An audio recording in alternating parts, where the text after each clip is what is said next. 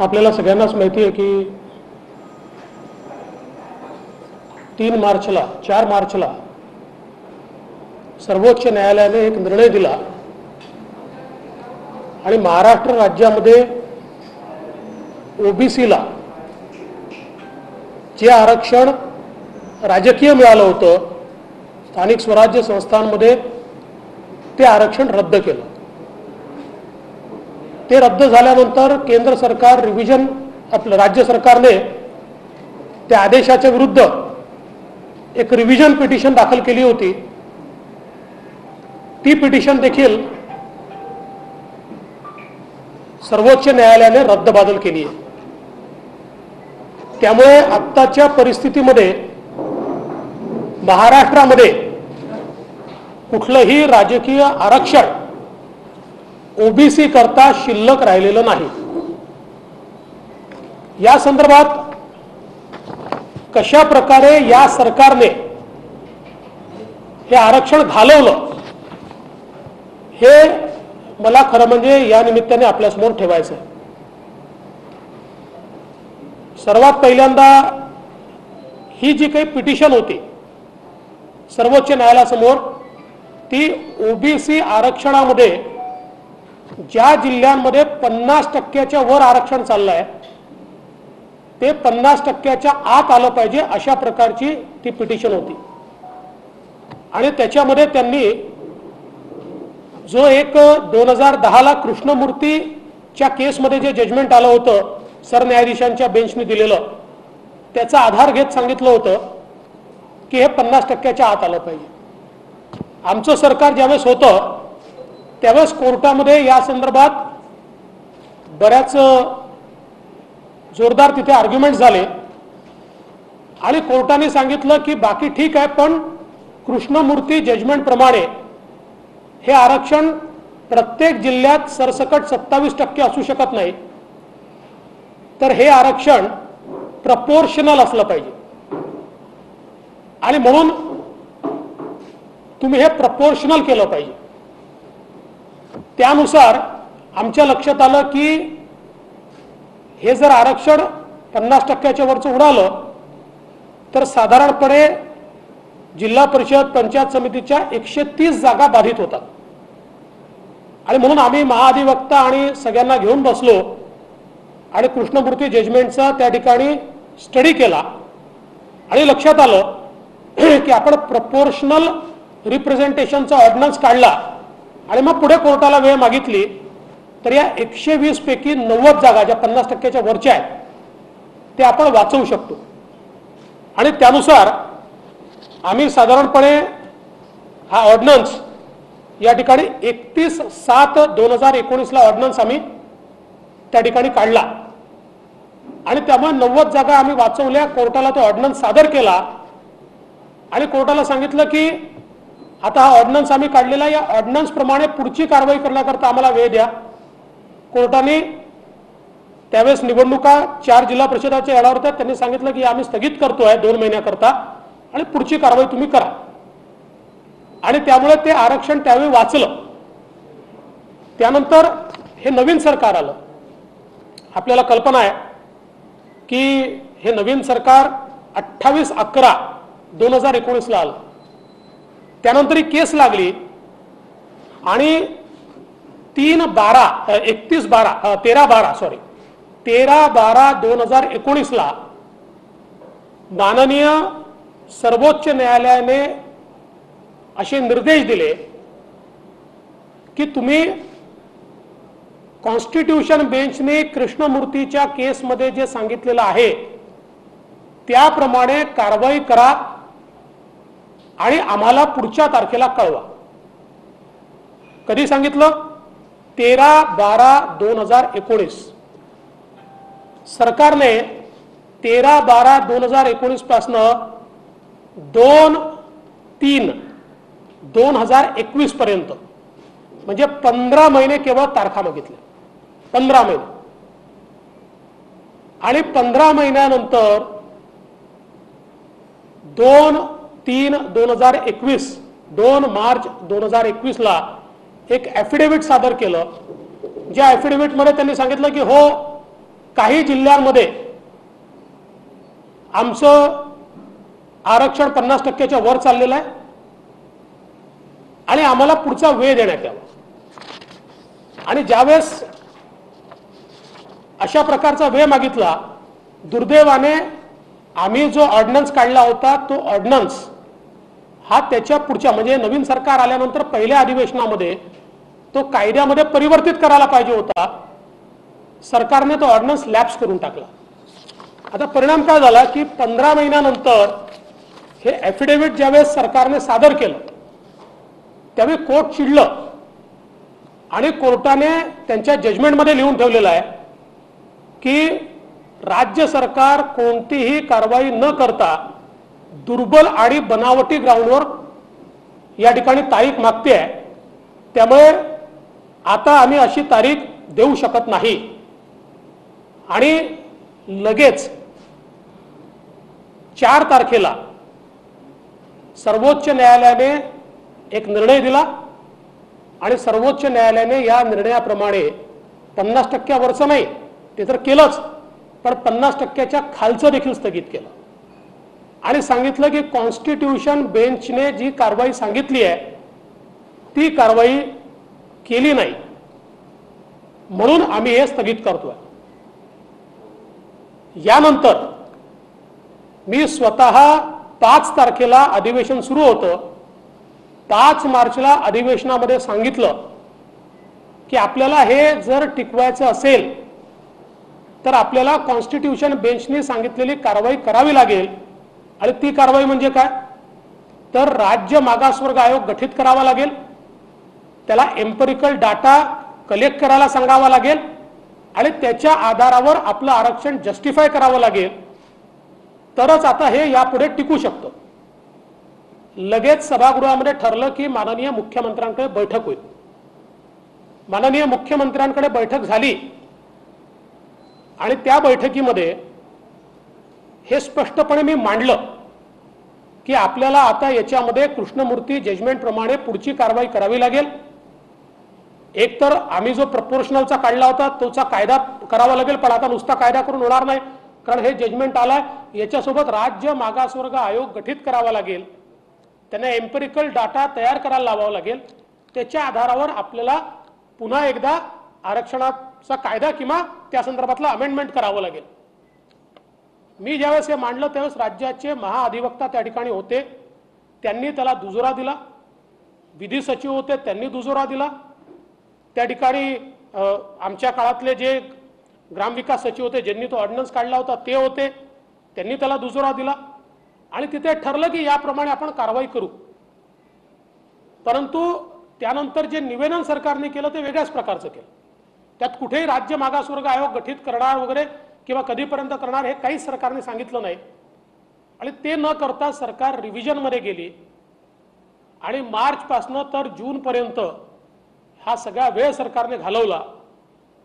राज्य मागासवर्ग आयोग तयार केला नाही। या दरम्यान 5 पत्र मी सरकारला पाठवले की आपल्याला कृष्णमूर्तीच्या जजमेंट प्रमाणे केल्याशिवाय ओबीसीचं आरक्षण आपण वाचवू शकत नाही, पण एकाही पत्रावर कुठलीही कारवाई झाली नाही आणि फायनली ते जजमेंट आलं। आता आपण पुन्हा शून्यावर आलो। आत्तापर्यंत जर आपण राज्य मागासवर्ग आयोग तयार केला असता तर एम्पिरिकल डाटा जमा करण्याचं काम सुरू होऊ शकलं असतं आणि आपल्याला कदाचित पुढच्या महिन्या 2 महिन्यामध्ये हे आरक्षण पुनर्स्थापित करता आलं असतं। परंतु दुर्दैवाने आमचे मंत्री या 15 महिन्याच्या काळामध्ये मोर्चे काढण्यामध्ये मग्न होते। एकीकडे ओबीसी आरक्षणाचा मुर्दा पडत होता आणि मंत्री मोर्चे काढत होते, अशा प्रकारची अवस्था आपल्याला पाहायला मिळाली। त्यांनी मोर्चे काढण्याच्या ऐवजी जर या केसेसमध्ये लक्ष घातलं असतं आणि त्या ठिकाणी अपेक्षा काय होती कोर्टाची, एवढीच अपेक्षा होती 13/12/2019च्या निर्णयाप्रमाणे केवळ राज्य मागासवर्ग आयोग आपण गठीत करून कोर्टाला सांगितलं असतं की आपण जे सांगितलंय स्ट्रिक्टली अकॉर्डिंग टू जे कृष्णमूर्ती त्या प्रकारे आम्ही आता के कृष्णमूर्ती त्या प्रकारे आम्ही कारवाई सुरू केली आहे, तरीही कोर्टाने हा आदेश दिला नसता 8 वेळा आपण तारखा याच्यामध्ये घेतलेल्या आहेत. आता याच्यात एक अजून गोष्ट मला सांगायची आहे. सातत्याने हे सांगितलं जातं की ओबीसीची जनगणना करावी लागेल, जनगणना केली पाहिजे, त्याला आमचं समर्थन आहे. पण या आरक्षणाकरता जनगणनेची आवश्यकता नाही आहे. याचं कारण तुम्ही जर कृष्णमूर्ती जजमेंटचा पॅरा 48 आणि त्यातलं कन्क्लुजन 3 पॅरा 48 कन्क्लुजन 3 बघितलं, त्यात त्यांनी सेन्सस नाही म्हटलंय, त्यात त्यांनी एम्पेरिकल डाटा म्हटलंय. कंटेम्पररी एम्पेरिकल डाटा याचा अर्थ असा आहे की कुठलाही डाटा जो रिसर्च करून काढला. एक उदाहरण द्यायचं झालं तर मराठा आरक्षणाच्या वेळी आपण सेन्सस नाही केलेला, आपण एम्पेरिकल डाटा राज्य मागासवर्ग आयोगाकडनं तयार केला. आणि मराठा आरक्षणाचं जजमेंट जर तुम्ही बघितलं तर त्या जजमेंटमध्ये स्पष्टपणे त्यांनी म्हटलंय की आम्ही हा जो डेटा आमच्या समोर सादर झालाय हा क्वेश्चन करत नाही सर्वोच्च न्यायालयाने. त्याच्या निष्कर्षावर त्यांनी सांगितलंय, पण डेटा त्यांनी कुठेही क्वेश्चन केला नाही, कारण एम्पेरिकल डाटा करावा लागतो जसा आपण मराठा आरक्षणाच्या वेळेस केला. त्यामुळे हे जे सांगितलं जात आहे की आता ओबीसीची जनगणना केल्याशिवाय आरक्षण मिळत नाही, हेही खोटं बोललं जात आहे, चुकीचं सांगितलं जात आहे. आणि त्या दिवशी देखील मी स्वतः मुख्यमंत्र्यांच्या बैठकीत सांगितलं की एम्पेरिकल डाटा तयार करायचा. जनगणना मोठी आहे, ती इतर कारणाकरता करू, पण याच्याकरता एम्पेरिकल डाटा आहे. आणि त्याही वेळेस राज्याचे महाअधिवक्ता साहेबांनी म्हटलं होतं हे बरोबर आहे, एम्पेरिकल डाटा तयार करायचा आहे, जनगणनेची पूर्ण आवश्यकता नाही आहे. आणि म्हणून एकूणच जर आपण बघितलं तर या सगळ्या ओबीसीच्या आरक्षणाच्या याच्यामध्ये मी खरं म्हणजे मला याच्यात राजकारण करायचं नव्हतं, पण काही लोक काही झालं की मागच्या सरकारवर टाकतात. तेव्हा आमच्या सरकारच्या काळामध्ये ऑर्डिनन्स काढून कोर्टाने तो ऍक्सेप्ट केलाय आणि या सरकारला 13/12/2019 ला जो आदेश दिला तो 15 महिने न पाळल्यामुळे या सरकारने, आणि करायचं काय होतं, फक्त राज्य मागासवर्ग आयोग गठीत करून एम्पेरिकल डाटा आम्ही कोलेक्ट करतोय किंवा कलेक्ट करतोय एवढं जरी सांगितलं असतं तरी कोर्टाने आदेश दिला नसता.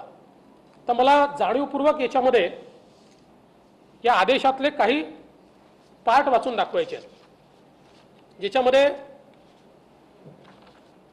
आपण बघा 13/12/2019 ला माननीय सर्वोच्च न्यायालयाने काय म्हटलंय. त्यांनी असं म्हटलंय, if no justification can be offered the state government shall take corrective measures to ensure that the dictum of the Constitution Bench of Supreme Court is complied with in its letter and spirit before next date of hearing and report compliance in that regard. म्हणजे काय म्हटलं तर कृष्णमूर्तीच्या जजमेंटमध्ये जी process सांगितली आहे ती पूर्ण करून आम्हाला पुढच्या डेटला सांगा. म्हणजे ते काय कोर्टाला समजत नाही का की लगेच ही काही होऊ शकत नाही. त्याचा अर्थच एवढा आहे की कृष्णमूर्तींच्या जजमेंटमध्ये जो मी पॅराग्राफ सांगितला 48 त्याच्या कन्क्लुजन 3 मध्ये सांगितल्याप्रमाणे एम्पेरिकल डाटा तयार करण्याकरता राज्य मागासवर्ग आयोगाचं गठन करणं एवढंच अपेक्षित या ठिकाणी आहे. पण हे आपण 15 महिने केलं नाही. आणि आपण जो काही 4-2 सॉरी मी 2 म्हणालो ते 4-2 ला ॲफिडेव्हिट सादर केलाय आणि निर्णय 4-3चा आहे. ते जे ॲफिडेव्हिट आपण सादर केलाय त्याच्यामध्ये आपण plainly considered that reservation exceeds 50%, म्हणजे आपण मान्य करून टाकलं की अहो आमचं आहे 50%च्या वर, पण कुठलंही जस्टिफिकेशन खालचं वरचं काहीच दिलं नाही. आणि त्यानंतर 15 महिन्यानंतर सुप्रीम कोर्टाला यांनी ज्यावेळेस तारीख मागितली तेव्हा सुप्रीम कोर्ट काय म्हणताय, we therefore fail to understand as to why the state government wants further hearing of the matter on such flimsy and specious ground to observe sobriety, we say no more. इतकं स्पष्टपणे आणि हे करून सर्वोच्च न्यायालयाने या ठिकाणी हे आरक्षण स्थगित केलेलं आहे. आता आमची मागणी एवढीच आहे, अजूनही वेळ गेलेली नाहीये, किमान 50% आतलं जे आहे हे आरक्षण तर आपण तात्काळ रिस्टोर करू शकतो।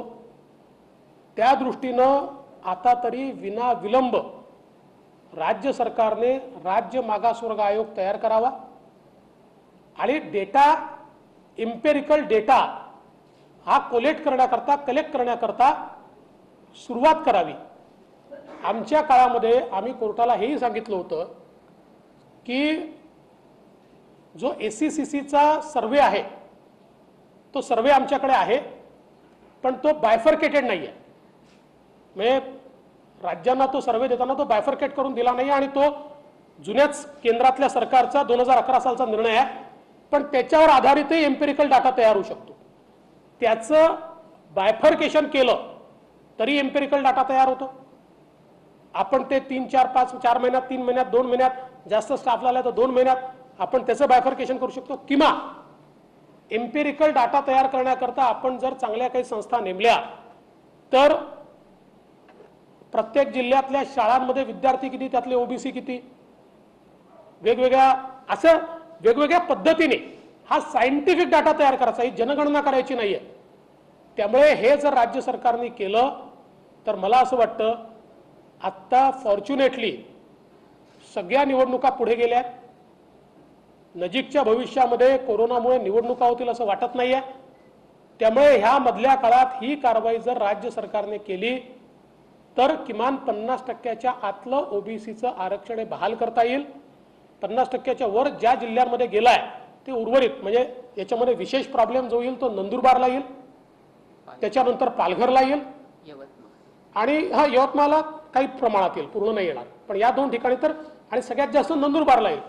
त्याच्या संदर्भात वेगळा विचार करून त्यातनं ओबीसीला न्याय कसा द्यायचा हा तिथे मार्ग काढला जाऊ शकतो, पण किमान इतरत्र मात्र सगळीकडे ओबीसी आरक्षण हे पुनर्स्थापित होईल, हे तात्काळ सरकारने केलं पाहिजे अशी आमची मागणी आहे।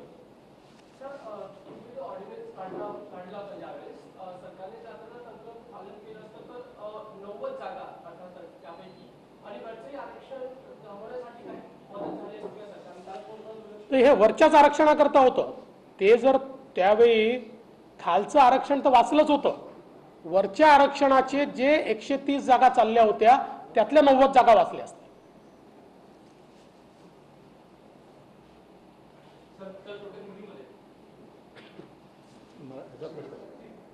काँग्रेसकडून वारंवार आरोप केला जात नाही की, म्हणजे तुम्ही म्हणलात की काही झालं तरी मागच्या सरकारकडे किंवा केंद्राकडे, नाना पटोलेंची परवा प्रेस झाली होती, त्यांनी स्पष्टपणे सांगितलं की हे आरक्षण देखील, म्हणजे मराठा आरक्षण असेल किंवा ओबीसी आरक्षण, हे फक्त फडणवीसांमुळे गेलं असते।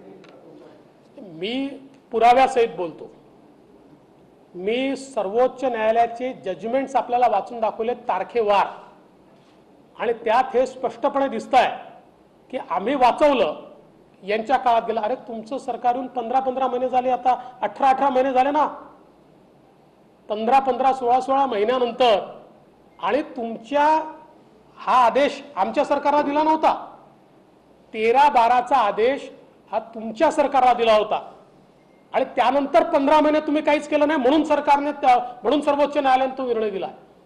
असं आहे की खोटं बोलायचं म्हणजे या सरकारमधले काही नेते आणि मंत्री, जगामध्ये खोटं बोलण्याची कॉम्पिटिशन झाली तर पहिले 10 तर तेच येते। म्हणजे मराठा आरक्षणावर तेच, ओबीसी आरक्षणावर तेच, आपला नाकर्तेपणा लपवण्याचं हे काम यांचं चाललेलं आहे। आणि म्हणूनच मी आज तेवढ्याच करता, म्हणजे हे मोर्चे काढत होते त्यावेळी, आणि त्याच वेळी म्हणजे हे अध्यक्ष होते ना, का लॅप्स होऊ दिला ऑर्डिनन्स, का त्यावेळी एम्पिरिकल डाटा तयार करण्याकरता 15 महिने होते ना तुमच्याजवळ, का राज्य मागासवर्ग आयोग गठीत नाही केला? फक्त रोज उठायचं। आता परवा मी बघितलं, परवा वडेट्टीवारजी असं म्हणाले की आता मागासवर्ग आयोग तयार करावा लागेल, त्याशिवाय मिळू शकत नाही। अरे 15 महिन्यापासून हेच मी सांगतोय, 5 पत्र तुम्हाला याकरताच दिले मी की हे करावं लागेल। आता ज्यावेळेस तुम्ही जागे होताय, आताही नाही केला, अजूनही केला नाही, आता तरी करा।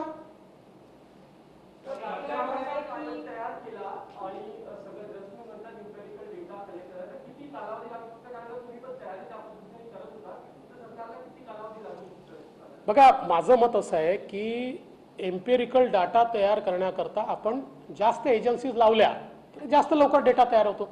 कारण हा सॅम्पल सर्वे असतो, सॅम्पल साईज मोठा असतो आणि त्याच्यामध्ये कोर्टाचं म्हणणं काय असतं किंवा एम्पिरिकल डाटाच्या संदर्भात की तो सायंटिफिक असला पाहिजे. म्हणजे पद्धती जी आहे कलेक्शनची ती सायंटिफिक असली पाहिजे. जसं आपण मराठा आरक्षणाच्या वेळेस 5 एजन्सीज लावल्या होत्या, टाटा इन्स्टिट्यूटपासनं तर अगदी आपली पुण्याची कुठली त्या सगळ्या जे काही इन्स्टिट्यूट आहेत या सगळ्या लावल्या होत्या. त्यांनी डेटा तयार केला आणि तो डेटा सर्वोच्च न्यायालयाने मान्य केला आपला. त्यामुळे हे करणं कठीण नाही आहे आणि आता वेळ आहे ना आपल्याकडे. आता मला वाटत नाही की यावर्षी तरी कुठल्या निवडणुका होतील, कारण आता मी बघितलं राज्य सरकारने निवडणूक आयोगाला ऑलरेडी पत्र पाठवलेलं आहे. त्यामुळे आपल्याजवळ भरपूर वेळ आहे. पुढच्या कुठल्याही निवडणुकीच्या आधी आपण हे केलं तर किमान 50% आतलं रिझर्वेशन तरी आपण वाचवू शकतो. नाही, चांगलं आहे. माझं म्हणणं काय आहे की महिन्याभरात करा, आम्हाला तर आनंद आहे. पण हे जर शहाणपण हे आधी सुचलं असतं किंवा 4 मार्चला निर्णय आल्यानंतर या मधल्या काळात ते सुचलं असतं तर महिना तुम्हाला 3 महिने होते, होऊन गेलं असतं ना. नाही केलं तुम्ही, करा महिन्याभरात करा. आणि आम्ही सांगतो आमची मदत पाहिजे. म्हणजे ते फार मोठे लोक आहेत आणि फार हुशार लोक आहेत, त्यामुळे आमच्यासारख्या लोकांची त्यांना म्हणजे ज्यांना काही फार समजत नाही याची मदत आवश्यकता नाही, पण तरी त्यांना लागली तर आम्ही द्यायला तयार. नाही, आता हा विषय घ्या पहिले, त्याच्यावर बोलतो.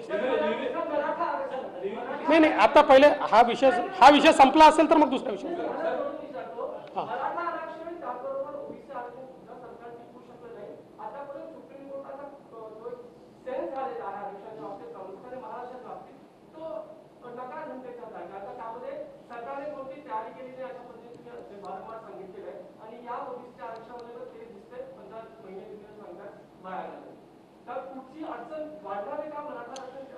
नाही, माझं मत असं आहे की कायदा समजून घेतला पाहिजे. आमच्या काळामध्ये आम्ही कायदा समजून घेऊन त्याप्रमाणे कारवाई करायचो. भाषणं देऊन नाही होत, मोर्चे काढून नाही होत, ते महत्त्वाचे असतात. लोकशाहीमध्ये मोर्चांचं आपलं महत्त्व आहे, पण त्याच वेळी जर कायदा समजून त्याच्यावर कारवाई केली नाही तर अशी वेळ येते. अनेक निर्णय आहेत, पदोन्नतीचं आरक्षण असेल, ओबीसी असेल, मराठा असेल, मुख्यमंत्री तुमचे मित्र आहेत, अनेक गोष्टी झाल्यानंतर त्यांना धक्का बसतोय का? कारण बऱ्याचदा असं वाटतं की मुख्यमंत्र्यांना याबद्दल काही माहिती कळून दिली जात नाही. असं आहे की या सगळ्या संदर्भात त्या खात्याचे जे मंत्री आहेत, सरकारमधले जे अधिकारी आहेत, यांनी वेळोवेळी मुख्यमंत्र्यांच्या निदर्शनास ते आणून दिलं पाहिजे आणि त्याच्यावर मुख्यमंत्र्यांनी निर्णय घेतले पाहिजे. आता हे मुख्यमंत्र्यांच्या निदर्शनास त्यांनी आणून दिलं की नाही दिलं ह्याची मला कल्पना नाही. याच्यात तर आता रिव्ह्यू पिटिशन नाही आहे ना, याच्यातली रिव्ह्यू पिटिशनही खारिज झाली आहे.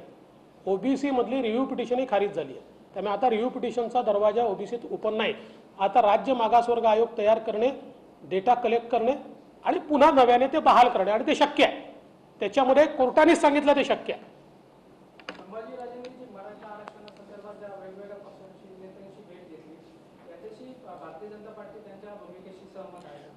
संभाजी महाराजांनी वेगवेगळ्या नेत्यांची भेट घेणं यात काहीच गैर नाही आहे.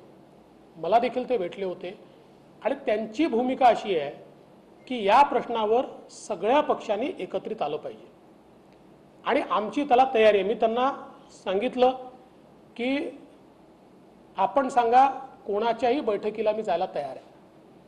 या संदर्भात आमच्यात राजकीय भूमिका नाही, आम्ही सगळे एकत्रितपणे बसायला तयार आहोत. फक्त मी त्यांना एक सूचना केली की समोरच्यांनाही सांगा की राजकारण करू नका. हाँ, देखिए महाराष्ट्र में जो ओबीसी को स्थानीय निकाय चुनाव में आरक्षण मिला था, इस सरकार के कारण वो आरक्षण अभी रद्द हो गया है, कैंसिल हो गया है, निरस्त हो गया है. मूल रूप से इस सरकार के आने के बाद 13/12/2019 13 दिसंबर 2019 को सुप्रीम कोर्ट ने सरकार को कहा था कि 2010 का के कृष्णमूर्ति का जो कॉन्स्टिट्यूशन बेंच का जजमेंट है, उस जजमेंट को लेटर एंड स्पिरिट में आप इम्प्लीमेंट कीजिए और हमको उसका कंप्लायंस रिपोर्ट दीजिए. 15 महीनों तक राज्य की सरकार ने उसके ऊपर कोई कार्रवाई नहीं की और फिर मात्र एक रिपोर्ट राज्य की सरकार ने दाखिल किया जिसमें उन्होंने कहा, एक एफिडेविट, कि हाँ हम मानते हैं कि कुछ जिलों में 50% से ज्यादा ये आरक्षण चला गया और उसके चलते सुप्रीम कोर्ट ने उसको निरस्त किया और कहा के कृष्णमूर्ति के जजमेंट के अनुसार कार्रवाई करने को कहा था, आपने नहीं किए। उसके बाद मैं बारंबार सरकार को ये कह रहा था कि हमको बैकवर्ड क्लास कमीशन तैयार करना चाहिए, एम्पिरिकल डाटा तैयार करना चाहिए और इसको जस्टिफाई करना चाहिए, तो सुप्रीम कोर्ट के मैंडेट में हम बैठेंगे। सरकार ने नहीं किया, सरकार रिव्यू पिटीशन में गई, रिव्यू पिटीशन भी सरकार की खारिज हो गई है। और अब हमारी मांग यह है, इस सरकार के कारण ओबीसी का आरक्षण गया है, अब इस सरकार ने तुरंत मागास वर्ग आयोग गठित करना चाहिए और तुरंत इस सरकार ने इसकी कार्रवाई पूरी करके हमारे ओबीसी को आरक्षण बहाल करना चाहिए।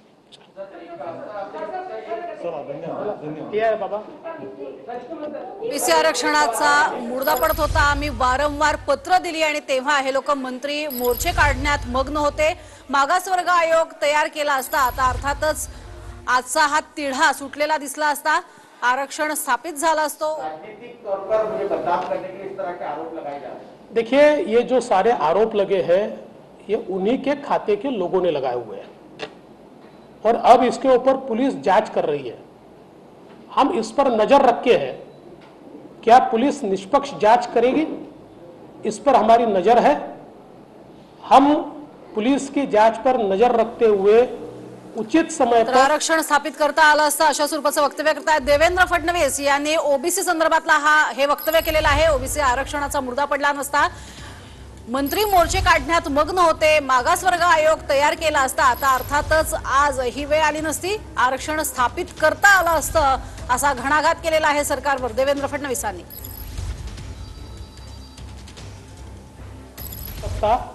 लेकिन मैं ऐसा मानता हूं, जिस प्रकार से पिछले 7 सालों में भारत ने प्रगति की है और गरीब कल्याण का जो एजेंडा इस देश में चला है वो महत्वपूर्ण है।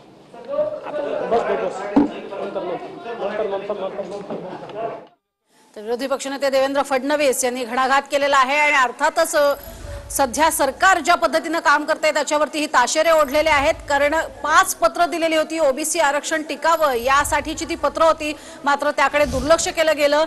मागासवर्ग आयोगाची स्थापना गेल्या 15 महिन्यात करता आली नाही का असाही सवाल त्यांनी उपस्थित केला आणि त्यानंतर आता यांना शहाणपण सुचतंय नव्यानं मागासवर्ग आयोग स्थापन करण्याचा, अशा स्वरूपाचा घणाघातही देवेंद्र फडणवीसांनी केलेला आहे। कशा पद्धतीनं त्यांनी स्वतः अभ्यास करून ओबीसी आरक्षणासाठीचे प्रयत्न केले हेही त्यांच्या सरकारच्या काळातलं कार्य त्यांनी सांगितलंय।